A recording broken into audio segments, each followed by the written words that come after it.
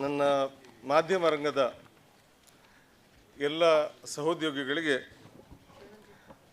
ಮಾಧ್ಯಮ ದಿನಾಚರಣೆಯ ಪತ್ರಿಕಾ ದಿನದ ಶುಭಾಶಯ. ಹೆರ್ಮನ್ ಫ್ರೆಡ್ರಿಕ್ ಮೋಗ್ಲಿಂಗ್ ಅವರು ಅವರ ಜೀವನ ಸಾಧನೆ ಕನ್ನಡ ಭಾಷೆಗೆ ಒಂದು ಕಾಂಪ್ಲಿಮೆಂಟ್. ಯಾಕಂದರೆ ಜರ್ಮನಿಯಿಂದ ಬಂದು ನಮ್ಮಲ್ಲಿ ಕರ್ನಾಟಕದಲ್ಲಿ ಇದ್ದೇ ಕನ್ನಡ ಮಾತನಾಡದವರಿದ್ದಾರೆ. ಮೋಗ್ಲಿಂಗ್ ಅವರು ಜರ್ಮನಿಯಿಂದ ಬಂದು ಕೇವಲ 7 ವರ್ಷಗಳ ಅವಧಿಯಲ್ಲಿ ಕನ್ನಡ ಕಲಿತದ್ದು ಮಾತ್ರ ಅಲ್ಲ, ಕನ್ನಡದ ತಜ್ಞರಾದರು ಅವರು. ಮತ್ತು ಕನ್ನಡಕ್ಕೆ, ಕನ್ನಡ ಭಾಷೆಗೆ ಅದರ ಪ್ರಥಮ ಪತ್ರಿಕೆಯನ್ನು ನೀಡಿದರು. ಅದು ಮಾತ್ರ ಅಲ್ಲ, ಸಾಮಾನ್ಯವಾಗಿ ಪ್ರಸ್ತಾಪ ಆಗದೇ ಇರುವ ಒಂದು ವಿಷಯ ಏನಂತ ಹೇಳಿದರೆ, ಕನ್ನಡ ಜಾನಪದ, ಕನ್ನಡ ದಾಸ ಸಾಹಿತ್ಯ ಇವುಗಳಿಗೆ ಸಂಬಂಧಿಸಿದ ಮಾಹಿತಿಗಳನ್ನು ಸಂಗ್ರಹಿಸಿದರು. 3000 ಗಾದೆಗಳನ್ನು ಸಂಗ್ರಹಿಸಿ ಪ್ರಕಟಿಸಿದರು.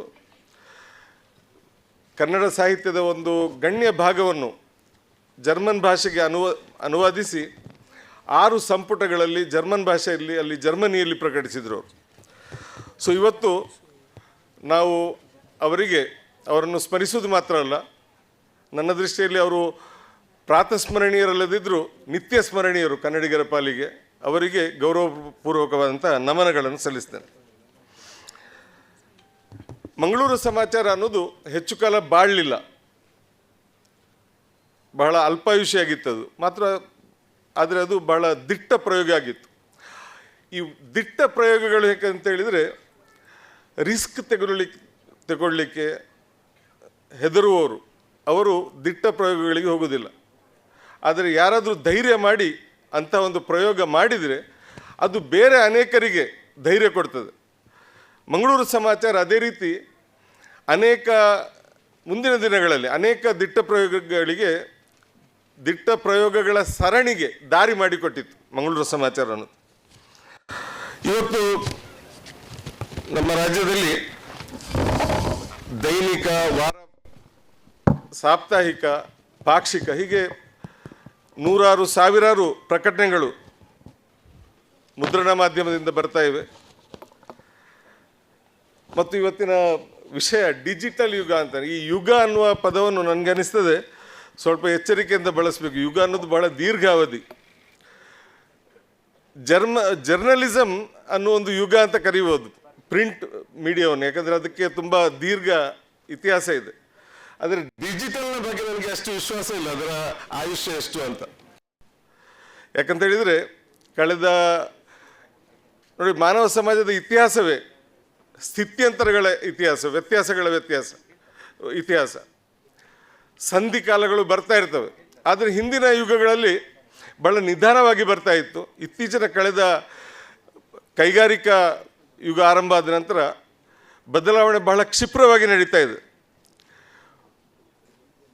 ಶುಕ್ರವಾರದಿಂದ ಶುಕ್ರವಾರಕ್ಕೆ ಅಥವಾ ಆದಿತ್ಯವಾರದಿಂದ ಆದಿತ್ಯವಾರಕ್ಕೆ 7 ದಿನಗಳ ಅಂತರ ಇತ್ತು ಹಿಂದೆ. ಇವತ್ತು ಹಾಗಿಲ್ಲ. ಇವತ್ತು ಬೆಳಿಗ್ಗೆ ಎದ್ದು ಇವತ್ತು ಆದಿತ್ಯವಾರ ಅಂತ ಹೇಳಿದ್ರೆ ನಿನ್ನೆ ಆದಿತ್ಯವಾರ ಇತ್ತಲ್ಲ ಅಂತ ಹೇಳ್ತಾ ಇದ್ದೀವಿ. ಆ ರೀತಿ ಕ್ಷಿಪ್ರವಾಗಿ ಎಲ್ಲವೂ ಬದಲಾಗ್ತಾ ಇರುವಂಥ ಕಾಲ ಇದು.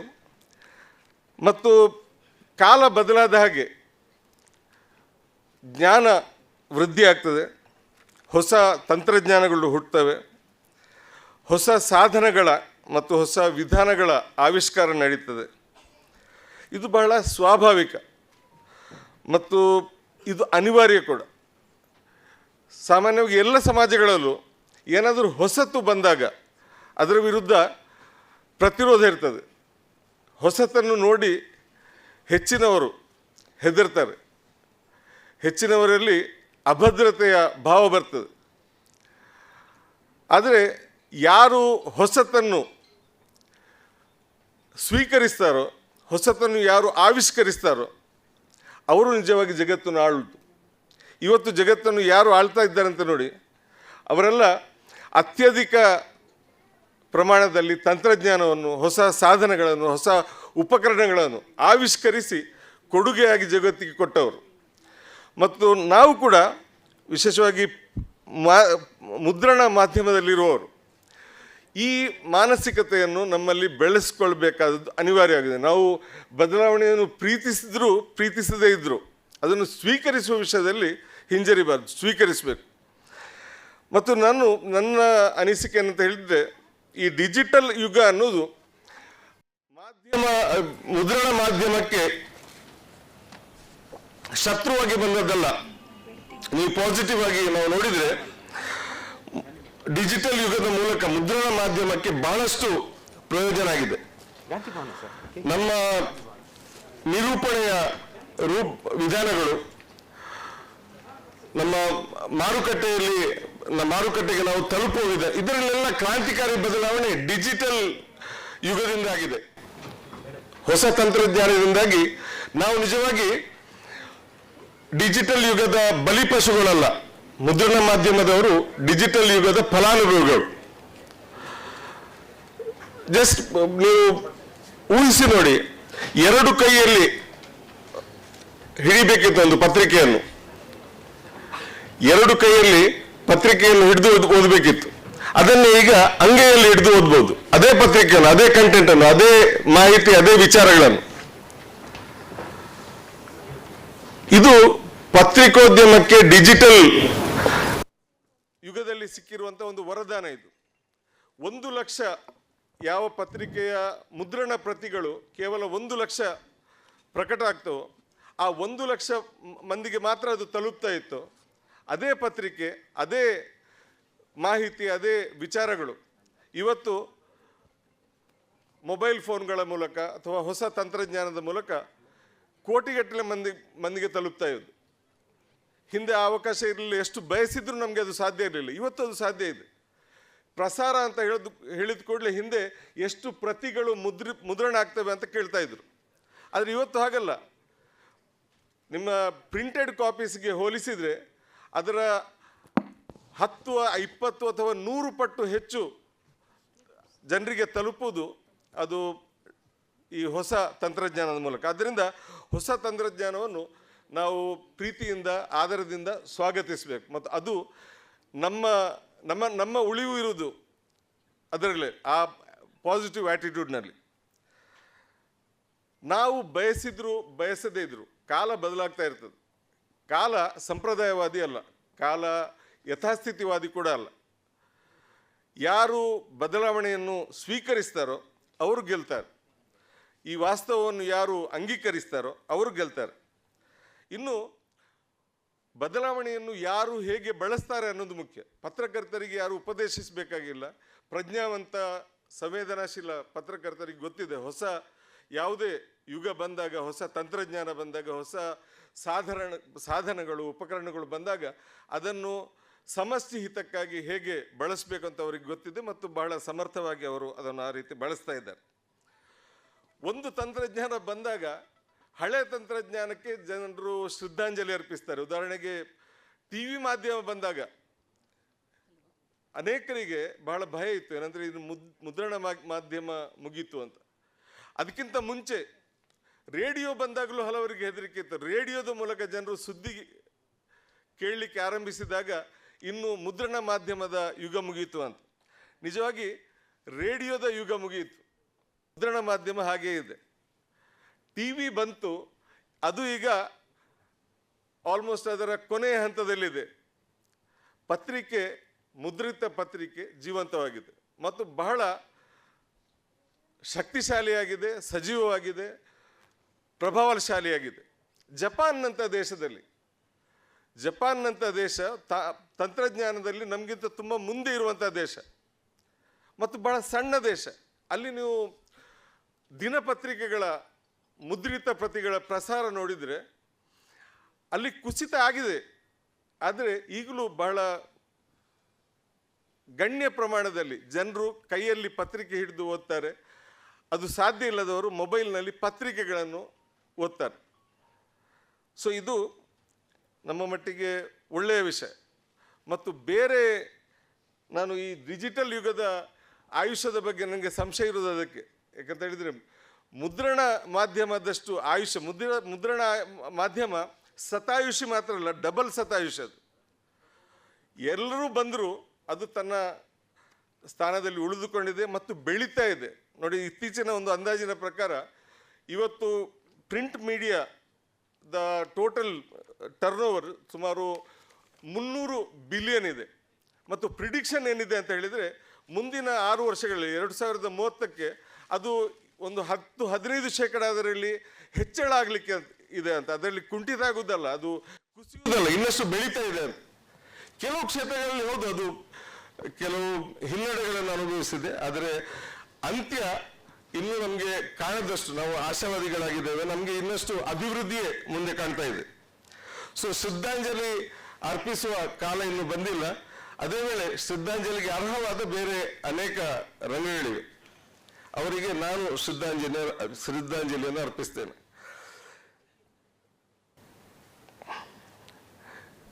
ಮಾಧ್ಯಮ ರಂಗದವರು ವಿಶೇಷವಾಗಿ ಹೊಸ ತಂತ್ರಜ್ಞಾನ ಬಂದಾಗ ಇನ್ನು ನಮ್ಮ ಪಾತ್ರ ಏನು ಅಂತ, ನಿಜವಾಗಿ ಪತ್ರಕರ್ತರ ಪಾತ್ರ ಅದು ಕಾಲವನ್ನು ಅಥವಾ ತಂತ್ರಜ್ಞಾನವನ್ನು ಅಥವಾ ಸಾಧನಗಳನ್ನು ಅವಲಂಬಿಸಿರುವುದಿಲ್ಲ. ಸಾಧನೆ ಯಾವುದೇ ಇರ್ಬೋದು ಮತ್ತು ನಮಗೆ ಯಾವುದೇ ಸಾಧನದ ಬಗ್ಗೆ ಅಸೂಯೆ ಇಲ್ಲ. ಪತ್ರಕರ್ತರ ಕೆಲಸ ಮಾಹಿತಿಯನ್ನು ವಿಶ್ವಾಸಾರ್ಹವಾದಂಥ, ನಂಬಲರ್ಹವಾದಂಥ ಮತ್ತು ರೆಲೆವೆಂಟ್ ಆಗಿರುವಂಥ ಮಾಹಿತಿಯನ್ನು ಸಮಾಜಕ್ಕೆ ತಲುಪಿಸುವುದು. ಅದೇ ರೀತಿ ಸಮಾಜಕ್ಕೆ ಸದ್ವಿಚಾರಗಳನ್ನು ತಲುಪಿಸುವುದು, ಸಮಾಜವನ್ನು ಸದಾ ಜಾಗೃತ ಸ್ಥಿತಿಯಲ್ಲಿ ಇಡುವುದು, ಇದು ಮಾಧ್ಯಮಗಳ ಕೆಲಸ. ಅದಕ್ಕಾಗಿ ಮಾಧ್ಯಮ ಕಾಗದವನ್ನು ಅವಲಂಬಿಸಬೇಕಾಗಿಲ್ಲ. ಕಾಗದದ ಯುಗದಲ್ಲಿ ಕಾಗದವನ್ನು ಬಳಸಿ, ಬೇರೆ ಉಪಕರಣಗಳು ಬಂದಾಗ ಅವುಗಳನ್ನು ಬಳಸಿ ಮಾಹಿತಿಯನ್ನು ಮತ್ತು ಸದ್ವಿಚಾರಗಳನ್ನು ಪತ್ರಕರ್ತ ಸಮಾಜಕ್ಕೆ ತಲುಪಿಸ್ತಾ ಇರಬಹುದು.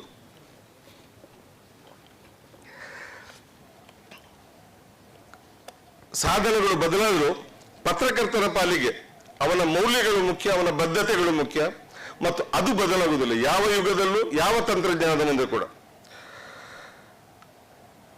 ಸಮಾಜವನ್ನು ಸೂಕ್ಷ್ಮವಾಗಿ ವಿಮರ್ಶಾತ್ಮಕವಾಗಿ ನೋಡಿ ಕುಂದುಕೊರತೆಗಳನ್ನು ಗಮನಿಸಿ ಅದನ್ನು ಸಮಾಜದ ಗಮನಕ್ಕೆ ತರುವಂತಹ ಕೆಲಸವನ್ನು ಒಬ್ಬ ಪತ್ರಕರ್ತ ಅವನು ಮುದ್ರಣ ಯುಗದಲ್ಲಿ ಮಾಡ್ತಾನೆ, ಅದನ್ನು ಡಿಜಿಟಲ್ ಯುಗದಲ್ಲಿ ಮಾಡ್ತಾನೆ, ಮತ್ತೆ ಮುಂದೆ ಬರಲಿರುವ AI ಯುಗದಲ್ಲೂ ಅವನು ಅದನ್ನು ಮಾಡ್ತಾನೆ.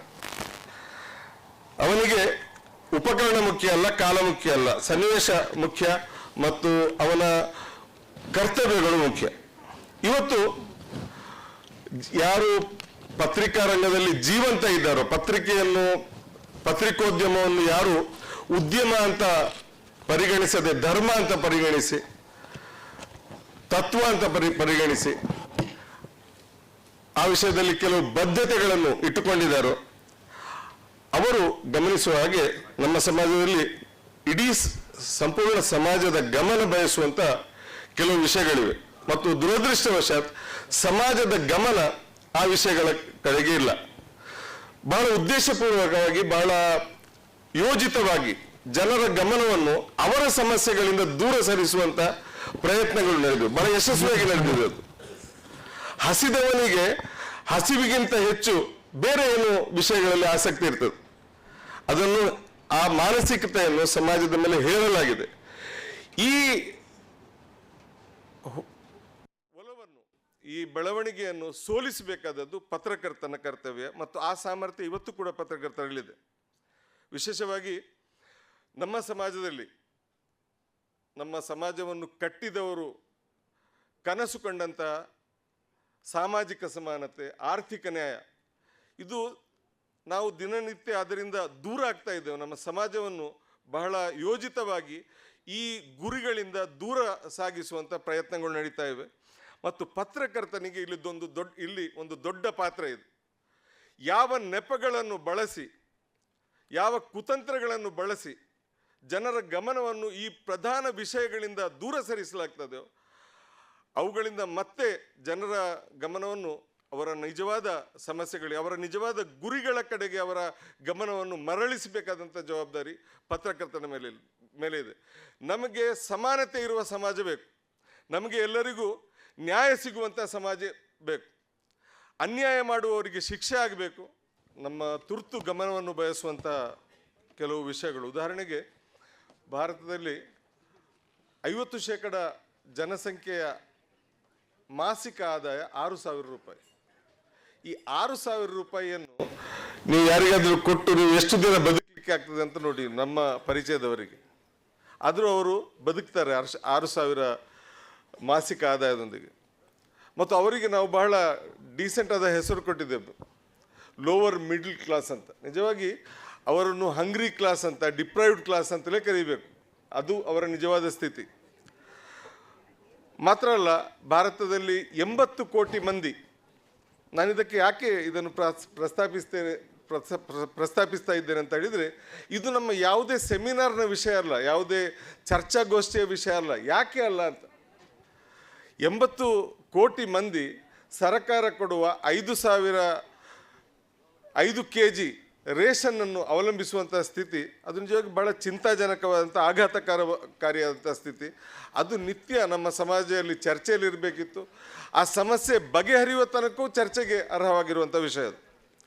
ಮತ್ತು ಇದಕ್ಕೆ ಕಾರಣ ನೋಡಿ, ಸೊಮಾಲಿಯಾದಲ್ಲಿ ಅಥವಾ ಇಥಿಯೋಪಿಯಾದಲ್ಲಿ ಇರುವ ಬಡತನದ ಹಾಗೆ ಅಲ್ಲ ಭಾರತದ ಬಡತನ. ಭಾರತದಲ್ಲಿ ಸಂಪತ್ತು, ಸಂಪನ್ಮೂಲಗಳು ಬೇಕಾದಷ್ಟಿದೆ. ಆದರೂ ಇಲ್ಲಿ ಸಂಪತ್ತಿನ ವಿತರಣೆ ವ್ಯವಸ್ಥೆ ಅದು ವಿಫಲವಾಗಿರುವುದರಿಂದ, ಸಂಪತ್ತನ್ನು ನಿಯಂತ್ರಿಸುವವರು ಸಂಪತ್ತಿನ ನಿಯಂತ್ರಣ ತಪ್ಪು ಕೈಗಳಲ್ಲಿರುವುದರಿಂದ ಹೀಗೆ ಆಗ್ತಾ ಇದೆ. ಮತ್ತು ಈ ಕಾರಣಗಳು ಕೂಡ ಸಮಾಜದಲ್ಲಿ ಚರ್ಚೆಗೆ ತರಬೇಕು. ಮತ್ತು ಯಾರು ಈ ವಿಷಯಗಳನ್ನು ಸಮಾಜದ ಗಮನಕ್ಕೆ ತಂದು ಇದರ ಬಗ್ಗೆ ಚರ್ಚೆ, ಸಂವಾದಗಳನ್ನು ಪ್ರೇರೇಪಿಸ್ತಾ ಇರ್ತಾರೆ ಸಮಾಜದಲ್ಲಿ, ಅವರು ನಿಜವಾಗಿ ಡಿಜಿಟಲ್ ಯುಗ ಅಥವಾ AI ಯುಗದ ನಿಜವಾದ ಪತ್ರಕರ್ತರು. ಯಾವುದಾದ್ರೂ ಬ್ಯಾಂಕ್ನ ಹೊರಗೆ ಇಟ್ಟಿದ್ದಂಥ ಹಳೆ ಸೈಕಲನ್ನು ಕದ್ದು ಸಿಕ್ಕಿಬಿದ್ದರೆ ಅವನು ಜೈಲಿಗೆ ಹೋಗಬೇಕಾಗ್ತದೆ. ಆದರೆ ಅದೇ ಬ್ಯಾಂಕುಗಳಿಂದ, ಭಾರತದ ಅದೇ ಬ್ಯಾಂಕುಗಳಿಂದ 6 ಲಕ್ಷ ಕೋಟಿಯನ್ನು ಅಧಿಕೃತವಾಗಿ ದೋಚಲಾಗಿದೆ. ಮತ್ತು ಆ ದೋಚಿದವರು ಖಾಸಗಿ ವಿಮಾನಗಳಲ್ಲಿ ತಿರುಗಾಡ್ತಾ ಇದ್ದಾರೆ ಬಹಳಷ್ಟು ಗೌರವದೊಂದಿಗೆ. ಅವರನ್ನು ಅಪರಾಧಿಗಳು ಅಂತಲೂ ಯಾರು ಕರೆಯುವುದಿಲ್ಲ, ಅವರನ್ನು ಯಾರೂ ವಿಚಾರಣೆಗೆ ಒಳಪಡಿಸಿಲ್ಲ. ಈ 6 ಲಕ್ಷ ಕೋಟಿ ಅನ್ನೋದು ಸಣ್ಣ ಅಮೌಂಟ್ ಅಲ್ಲ. ನಮ್ಮ ಕರ್ನಾಟಕದ ವಾರ್ಷಿಕ ಬಜೆಟ್ 4.25 ಲಕ್ಷ ಕೋಟಿ. ಅದಕ್ಕಿಂತಲೂ ದೊಡ್ಡ ಅಮೌಂಟ್ ಇದು. ನಮ್ಮ ಉದ್ಯಮಿಗಳು ಬಹಳ ಗೌರವಪೂರ್ವಕವಾಗಿ ಬ್ಯಾಂಕ್ಗಳಿಂದ ಸಾಲ ಪಡೆದು ವಂಚನೆ ಮಾಡಿ ವಿದೇಶಕ್ಕೆ ಹೋದದ್ದು. ಅವರು ದೋಚಿದ ಮೊತ್ತ 6 ಲಕ್ಷ ಕೋಟಿ. ಸೊ ಇದು ನೀವು ಯಾವಾಗ ಇದರ ಕುರಿತು ಲಾಸ್ಟ್ ಚರ್ಚೆ ಕೇಳಿದ್ದು? ಇದರ ಬಗ್ಗೆ ಲೇಖನ ಓದಿದ್ದು ಯಾವಾಗ? ಇದರ ಬಗ್ಗೆ ಟಿವಿಯಲ್ಲಿ ಡಿಬೇಟ್ ನೋಡಿದ್ದು ಯಾವಾಗ? ಇದು ನಮ್ಮ ಸಮಾಜದ ವೈಫಲ್ಯ. ಮತ್ತು ಈ ವೈಫಲ್ಯದಲ್ಲಿ ನಮ್ಮ ಪತ್ರಕರ್ತರ ಪಾತ್ರವೂ ಇದೆ. ಪತ್ರಕರ್ತರ ಅಭಿರುಚಿಗಳು ಅವು ಬೇರೆ ಯಾವುದೋ ವಿಷಯಗಳಿಗೆ ಸೀಮಿತವಾದಾಗ, ಇಂತಹ ವಿಷಯಗಳ ಕಡೆಗೆ ಅವರ ಗಮನ ಇಲ್ಲದಾಗ ಸಮಾಜದ ಗಮನ ಕೂಡ ಆ ವಿಷಯದಲ್ಲಿ ಇಲ್ಲವಾಗ್ತದೆ. ನಮ್ಮ ಕೇಂದ್ರ ಸರ್ಕಾರದ ಈ ವರ್ಷದ ಟೋಟಲ್ ಬಜೆಟ್ 54 ಲಕ್ಷ ಕೋಟಿ. ಅದೇ ವೇಳೆ ಮತ್ತು ಇಷ್ಟು ದಾರಿದ್ರ್ಯ, ಏನೆಲ್ಲ ಸಮಸ್ಯೆಗಳಿವೆ ಭಾರತದಲ್ಲಿ ಎಷ್ಟೋ ಮಂದಿಗೆ, ಜನಸಂಖ್ಯೆ ಒಂದು ದೊಡ್ಡ ಭಾಗಕ್ಕೆ ಪ್ರಾಥಮಿಕ ಶಿಕ್ಷಣ ಲಭ್ಯ ಇಲ್ಲ, ಪ್ರಾಥಮಿಕ ಆರೋಗ್ಯ ಸೌಲಭ್ಯ ಲಭ್ಯ ಇಲ್ಲ. ಅದಕ್ಕೆ ಕಾರಣ ಏನು? ಬಜೆಟ್ ಬಹಳ ಸೀಮಿತ ಆಗಿದೆ ಅಂತ. ನಿಜವಾಗಿ ಭಾರತದಲ್ಲಿ ಈ 54 ಲಕ್ಷ ಕೋಟಿಯ ವಾರ್ಷಿಕ ಸರ್ಕಾರಿ ಬಜೆಟ್ ಇರುವ ದೇಶದಲ್ಲಿ ಕಪ್ಪು ಹಣದ ಮೊತ್ತ 120 ಲಕ್ಷ ಕೋಟಿ. ಈ 120 ಲಕ್ಷ ಕೋಟಿ ಕಪ್ಪು ಹಣ ಇರುವ ದೇಶ, ಅದರ ಒಂದು ಭಾಗವನ್ನಾದರೂ ಮರಳಿ ಪಡೆದರೆ, ಅದನ್ನು ಸಮಾಜಕ್ಕೆ ತಂದರೆ ಎಷ್ಟೋ ಮಂದಿಯ ಹಸಿವು ನಿವಾರಿಸ್ಬೋದು, ಎಷ್ಟೋ ಮಂದಿಗೆ ಶಿಕ್ಷಣ ಕೊಡ್ಬೋದು, ಎಷ್ಟೋ ಮಂದಿಯ ಆರೋಗ್ಯವನ್ನು ನಾವು ನೋಡಿಕೊಳ್ಬೋದು. ಸೊ ಪತ್ರಕರ್ತರು ಸೆಲೆಬ್ರಿಟಿಗಳಾಗುವ ಪ್ರಯತ್ನದಲ್ಲಿ, ಇನ್ನೊಬ್ಬನ ಬಂಗಲೆಗಿಂತ ನನ್ನ ಬಂಗಲೆ ದೊಡ್ಡದಾಗಬೇಕು ಅನ್ನುವ ಹಂಬಲದಲ್ಲಿ ತನ್ನ ಪತ್ರಿಕೆಗೆ ಮಾಧ್ಯಮಕ್ಕೆ ಸಂಬಂಧಿಸಿದಂಥ ತನ್ನ ಬದ್ಧತೆಗಳನ್ನು ಮರಿಬಾರದು, ಮಾರ್ಕೊಳ್ಬಾರದು. ಸಮಾಜಕ್ಕೆ ಇವತ್ತು ಸೆಲೆಬ್ರಿಟಿ ಪತ್ರಕರ್ತರ ಅವಶ್ಯಕತೆ ಇಲ್ಲ. ಸಮಾಜಕ್ಕೆ ಅಗತ್ಯ ಇರುವುದು ಆಕ್ಟಿವಿಸ್ಟ್ ಪತ್ರಕರ್ತರು. ಸೊ ಇವತ್ತಿನ ಪತ್ರಿಕಾ ದಿನ ನಮಗೆಲ್ಲರಿಗೂ ಅಂತಹ ಪತ್ರಕರ್ತರಾಗುವಂತಹ ಸ್ಫೂರ್ತಿ ಕೊಡಲಿ ಅಂತ ನಾನು ಹಾರೈಸ್ತೇನೆ. ಇವತ್ತು ಸಮಾಜದ ಹಲವು ವಲಯಗಳಲ್ಲಿ ಒಂದು ನಿರಾಶೆ, ಹತಾಶೆಯ ವಾತಾವರಣ ಇದೆ. ಎಲ್ಲವೂ ಹಾಳಾಗಿ ಹೋಯಿತು ಅಂತ. ನಿಜವಾಗಿ ಬಹಳಷ್ಟು ಅವಕಾಶಗಳಿವೆ. ಸಮಾಜ ಮನಸ್ಸು ಮಾಡಿದರೆ ಸಮಾಜದ ಪ್ರತಿಯೊಬ್ಬ ಪ್ರಜೆ ಉತ್ತಮ ಸಮಾಜದ ನಿರ್ಮಾಣದ ಕಾರ್ಯವನ್ನು ರಾಜಕಾರಣಿಗಳಿಗೆ ವಹಿಸಿಕೊಡದೆ ತಾನೇ ತನ್ನ ಕೈಗೆ ಅದನ್ನು ಆ ಜವಾಬ್ದಾರಿಯನ್ನು ತೆಗೆದುಕೊಂಡ್ರೆ ಸಮಾಜದಲ್ಲಿ ಬದಲಾವಣೆಗೆ ಖಂಡಿತವಾಗಿಯೂ ಅವಕಾಶ ಇದೆ. ನಾನಂತೂ ತುಂಬ ಆಶಾವಾದಿಯಾಗಿದ್ದೇನೆ. ಸಮಾಜದ ಎಲ್ಲರಲ್ಲಿ ಆಶಾವಾದ ಬೆಳೆಸಬೇಕಾದಂಥ ಜವಾಬ್ದಾರಿ ಪತ್ರಕರ್ತರ ಮೇಲೆ ಇದೆ. ಯಾಕಂದರೆ ಒಂದು ಸಮಾಜ ನಿರಾಶೆ ಆಗಿಬಿಟ್ರೆ ಅದು ಬಹಳಷ್ಟು ದುರಂತಗಳಿಗೆ ದಾರಿ ಮಾಡಿಕೊಡ್ತದೆ. ಆಶಾವಾದ ಅನ್ನೋದು ಸಮಾಜದಲ್ಲಿ ಜೀವಂತ ಇರಬೇಕು. ಅದಕ್ಕಾಗಿ ಏನಾಗಬೇಕಂತ ಹೇಳಿದರೆ ಸಮಾಜದ ಉದ್ಧಾರಕ್ಕೆ ಭಾಷಣಗಳ ನಿಜವಾದ ಚಟುವಟಿಕೆಗಳು ಸಮಾಜದಲ್ಲಿ ನಡೀಬೇಕು. ಆ ಚಟುವಟಿಕೆಗಳು ಸಮಾಜದ ವಂಚಿತ ವರ್ಗಕ್ಕೆ ಕಾಣ್ತಾ ಇರಬೇಕು. ಅದರಿಂದಾಗಿ ಅವರಲ್ಲಿ ಆಶಾವಾದ, ಆತ್ಮವಿಶ್ವಾಸ ಮೂಡ್ತದೆ. ಇಂದಿನ ಈ ಪತ್ರಿಕಾ ದಿನಾಚರಣೆಯ ದಿನ ನನ್ನನ್ನು ಇಲ್ಲಿಗೆ ಆಮಂತ್ರಿಸಿದ ಮಾಧ್ಯಮ ಅಕಾಡೆಮಿಯ ಅಧ್ಯಕ್ಷೆ ಆಯಿಷಾ ಖಾನಮ್ ಅವರಿಗೆ, ಎಲ್ಲ ಪದಾಧಿಕಾರಿಗಳಿಗೆ, ಅದೇ ರೀತಿ ಕರ್ನಾಟಕ ರಾಜ್ಯ ಕಾರ್ಯನಿರತ ಪತ್ರಕರ್ತರ ಸಂಘದವರಿಗೆ, ಅದರ ಎಲ್ಲ ಪದಾಧಿಕಾರಿಗಳಿಗೆ ಮತ್ತು ತಮ್ಮೆಲ್ಲರಿಗೆ ಆದರಪೂರ್ವಕವಾದಂಥ ಕೃತಜ್ಞತೆಗಳನ್ನು ಸಲ್ಲಿಸಿ ನನ್ನ ಮಾತನ್ನು ಮುಗಿಸ್ತೇನೆ.